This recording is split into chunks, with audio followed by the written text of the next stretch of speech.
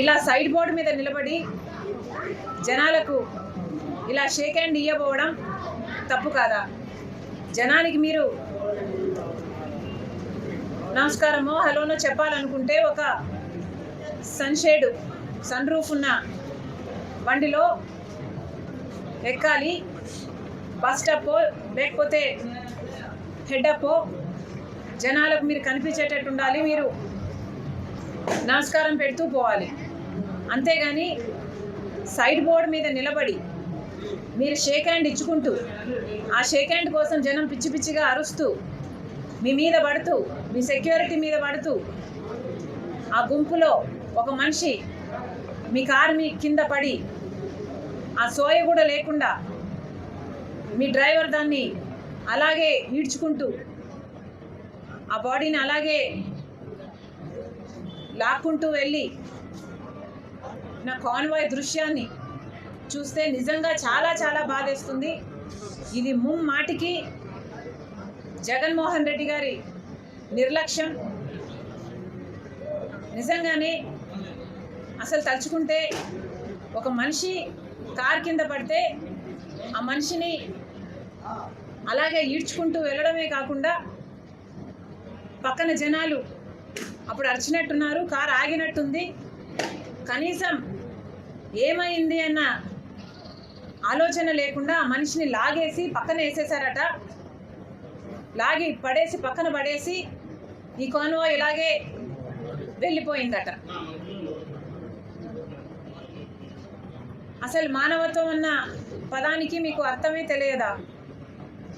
మీ అభిమానిగా, మీ కార్యకర్తగా, మీ పార్టీ కార్యక్రమానికి ఒక మనిషి వస్తే ఆ మనిషి మీ షేక్ హ్యాండ్ కోసమని ఆ గుంపులో పడి మీ కారు కింద పడితే కారు కింద పడిన వాడిని అలాగే ఈడ్చుకుంటూ టైర్ కిందనే, అది కూడా మెడ ప్రాంతంలో, హెడ్ అండ్ నెక్ ఈ ప్రాంతంలోనే కనిపిస్తుంది ఆ వీడియోలో అయితే, ఈడ్చుకుంటూ వెళ్ళి తీరా చుట్టుపక్కల వాళ్ళు ఆపమంటే ఆపి ఆ మనిషి కనీసం ఏమయ్యాడు, ఎలా ఉన్నాడు, ఆ మనిషి పరిస్థితి ఏమిటి అని కూడా ఎవరూ పట్టించుకోకుండా పక్కకు లాగి పడేస్తే ఈ కాన్వాయ్ అలాగే వెళ్ళిపోయిందట.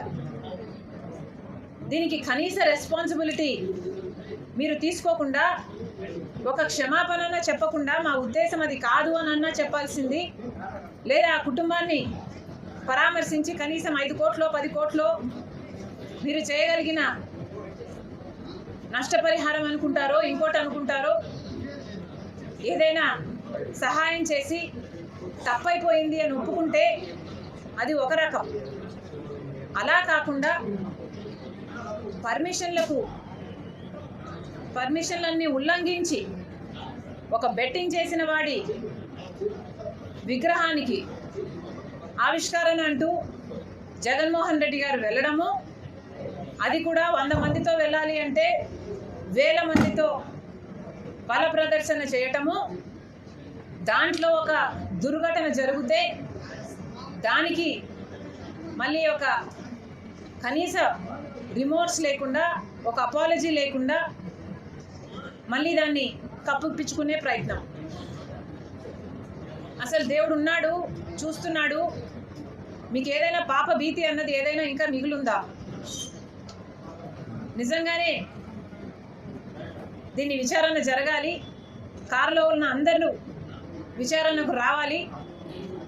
ఈ దుర్ఘటన ఇంకోసారి జరగకుండా కార్యాచరణ చేయాలి.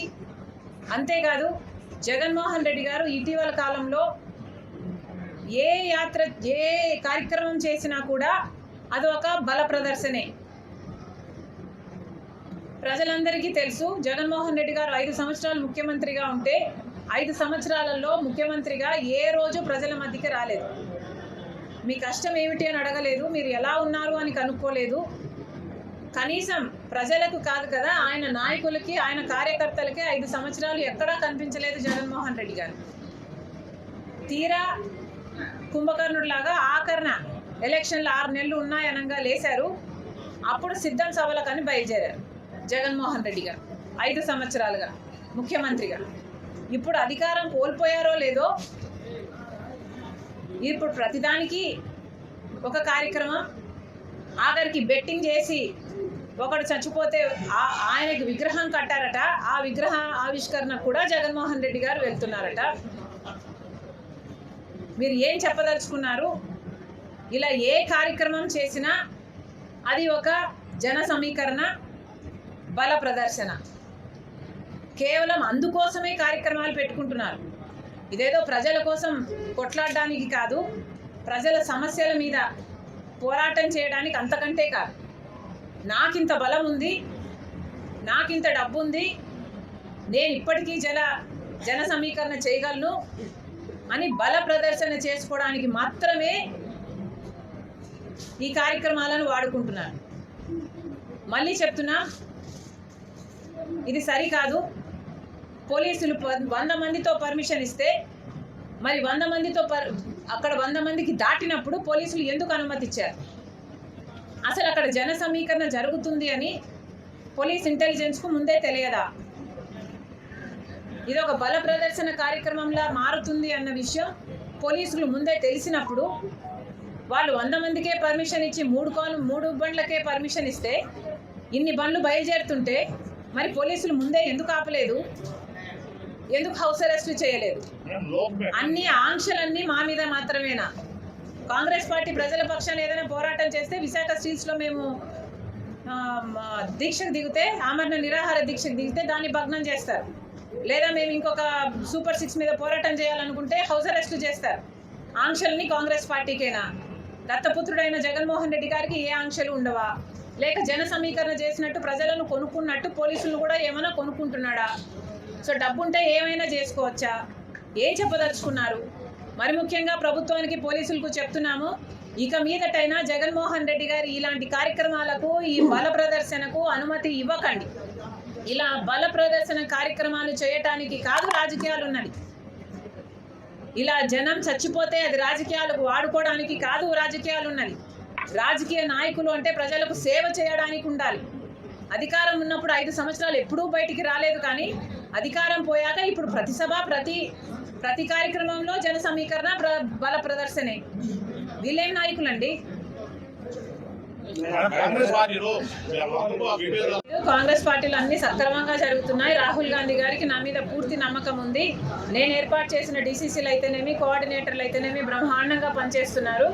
జనం కూడా కాంగ్రెస్ పార్టీ వైపు చూడడం మొదలు పెట్టారు. ఇప్పుడిప్పుడే జనానికి కూడా అర్థమవుతుంది. ఒక్క వైపు వైసీపీ అయినా, ఇంకో వైపు తెలుగుదేశం, జనసేన అయినా అందరూ బీజేపీకి తొత్తులుగా ఉన్న పార్టీలే. రాజ్యాంగాన్ని కాపాడుకోవాలన్నా, లేక విభజన హామీలలో ఏ ఒక్క హామీ నెరవేర్చుకోవాలన్నా కాంగ్రెస్ పార్టీ అవసరం ఉంది.